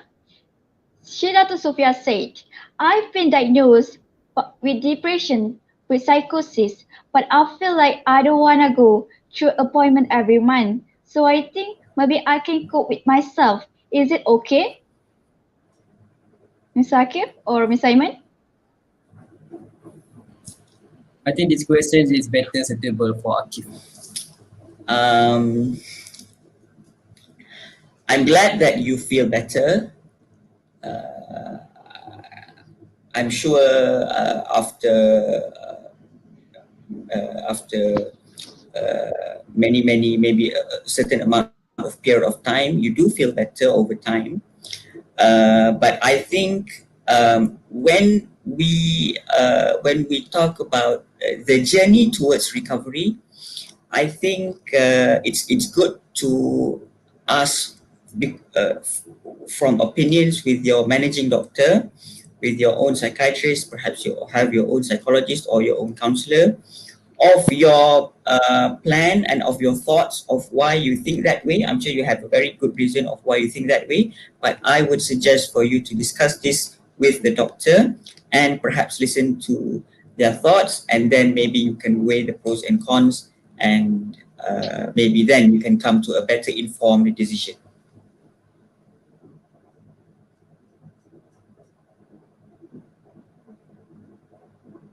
All right. Thank you, Mr. Akif. Uh, Thank you, Mr. Akif. All right, we are waiting for more questions. Please give us a little bit of time.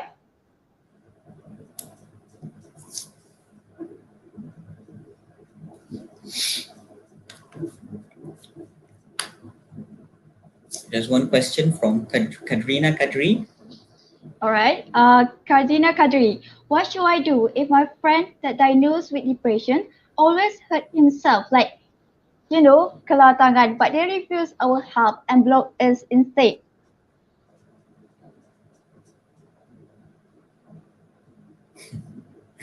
Okay. I'll start with first of all, we as an individual, we are a part of a larger community that can help and assist someone with a mental disorder or who is doing some self-harm. We are not the only person responsible, but we are part of a huge, large community. So we need to play our role the best that we can. First of all, the question that we need to ask ourselves is, who are we to that person? Are we the most suitable person to talk to them and listen to them and let them vent their vulnerable feelings to us? Are we that person who is the most trusted person that the person can talk to? Or there are some other friends or some other family members that we can work with that can maybe they are in a better position to talk about these deep feelings and let the person vent as much as they want to. We may not always be in the best position to let the person open up everything to us. Maybe we are just a confederate. Maybe we are just a mutual friend, or perhaps we are just a colleague or a normal friend, not that close to the person. The first question we need to ask is, how close and are we the best position to help that person? But let's say we want to try our best, and regardless of our position, we want to do as much as we can. Okay. I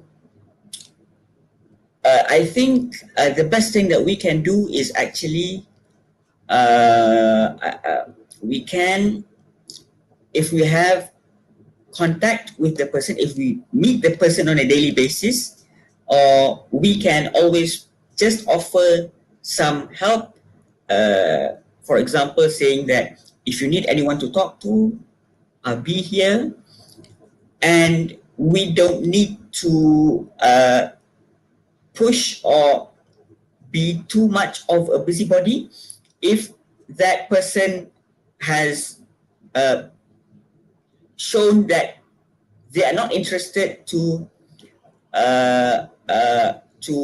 vent to us at that moment, or even if they block us. So maybe if it comes to the point that they block us, maybe we can discuss with people who are close to that person on how they can help them, because every person has their role to play. But we can always offer help, we can always smile, we can always give salam, we can always offer prayers, doakan orang kan. But I think the important thing is we work as a team, and not everyone has the needs to ask the person, are you depressed today? How are you feeling today? So it doesn't become really healthy if everyone does that. So I think working as a team is the most healthiest way to help someone in your position.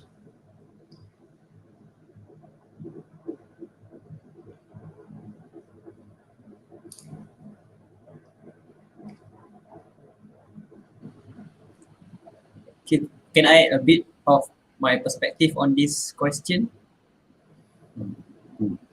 Okay, just a different perspective lah. I hope you understand that sometimes I can see that nowadays a few teenagers or young adults like to post something in social media related to their mental condition. This is good, meaning that you are opening yourself about your condition. However, sometimes that we can see a certain people upload photos of their resulting of the self-harming. I'm not gonna say too much about it because it can be kind of triggering to some people, but I know you understand what I mean. What I want to emphasize here is before we be in social media, try to have a certain pause technique. Meaning that before you post something, take a pause. Have 3 gates. 3 gates means that 3 questions you ask yourself before you post that tweet, Insta story, photos, and so on. The first question is it good? Is it something beneficial?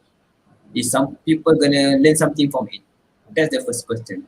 The second question is it true? Is it something that based on reliable source or not just simply fitnah or controversy or so on? And the third question is it nice or is it something that is you need to post it?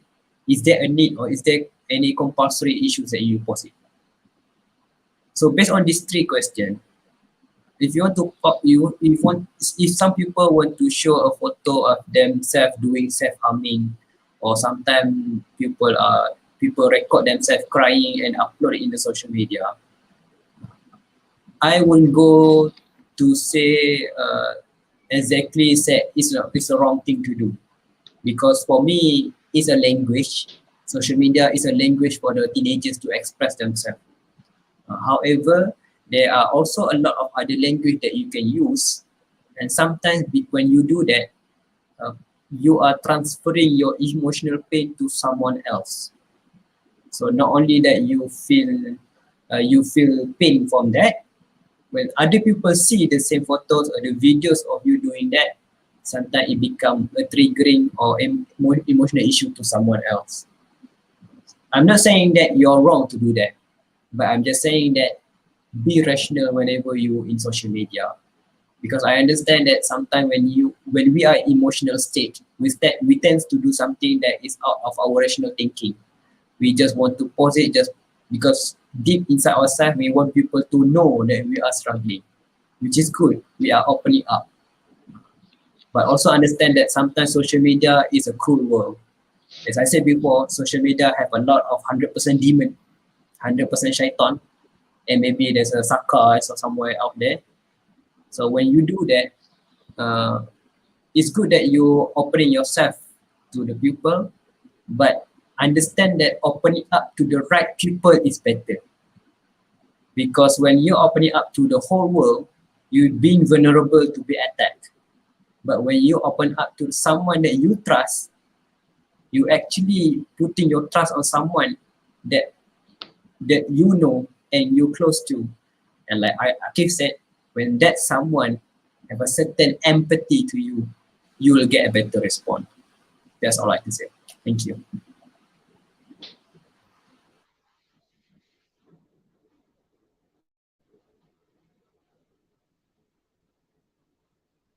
Thank you, Ms. Aiman. So this is probably our last question. How can someone cope if she or he have problems with overthinking? Is overthinking could lead to mental illness? Ms. Akif?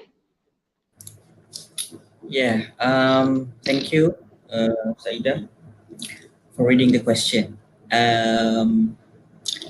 Overthinking can be normal. Overthinking can also be a symptom of mental illness. It's quite subjective and it depends on a lot of other factors to say whether it could lead to mental illness. But of course, if it causes discomfort and it's too overwhelming, it needs to be addressed well. And there are certain techniques according to which some people, there are different techniques to deal with overthinking, and it depends on who you are. It's actually quite a lot depends on your personality. For some people, it helps when they write down what they think, and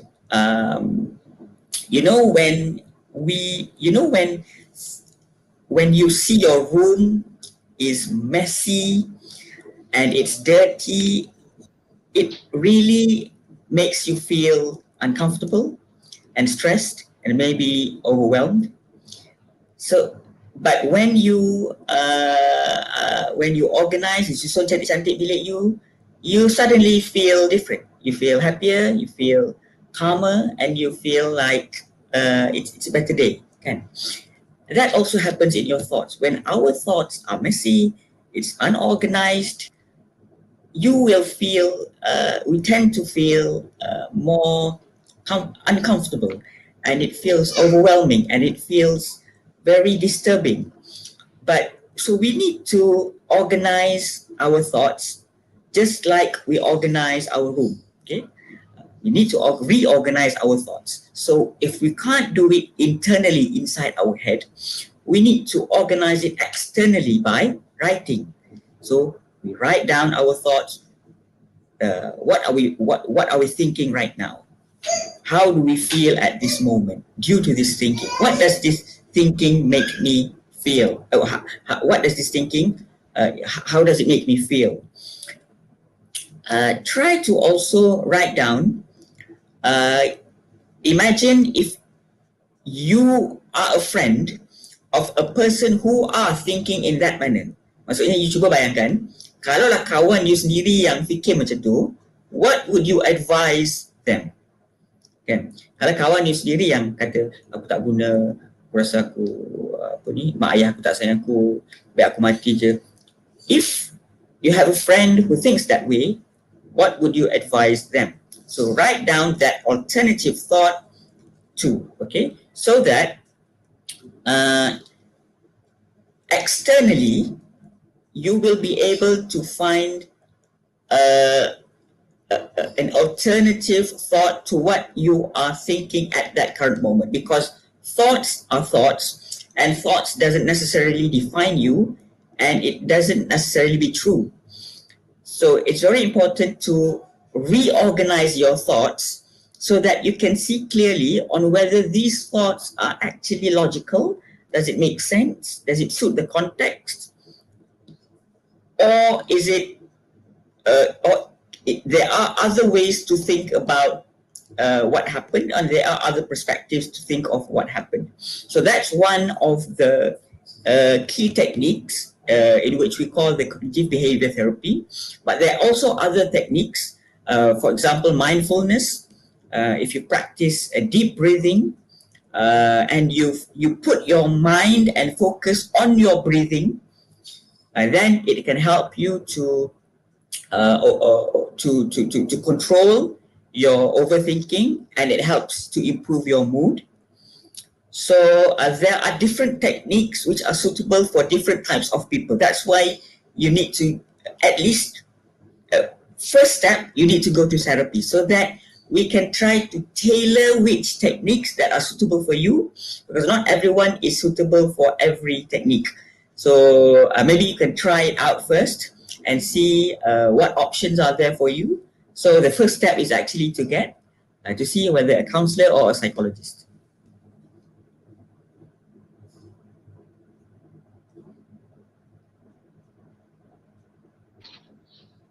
Wonderful solution. Do you want to add anything more, Mr. Aiman?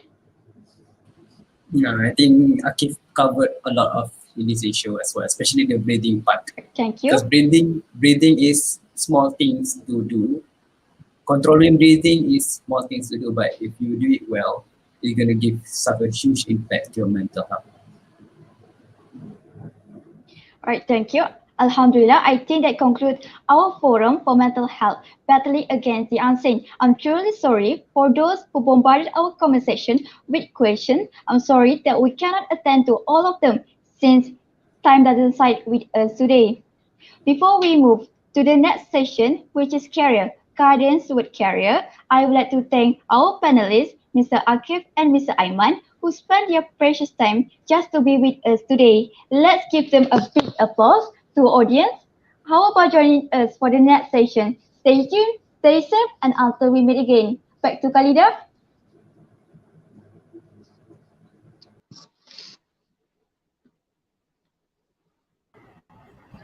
All right. Thank you to our moderator, Ms. Saida, and our panelists just now, Dr. Akif and also Mr. Aiman, for a very great and beneficial sharing just now. I hope all of us can gain something useful from the compact discussion. I would love to remind to all of the audiences, don't forget to scan the QR code, which will be displayed on the screen, or for those who are unable to scan the QR code, you may click on the link given in the chat box to get an e-certificate by the end of the program. We are going to have our next discussion at 1:30 p.m. under Cluster Career. Thank you for your attention and see you guys later.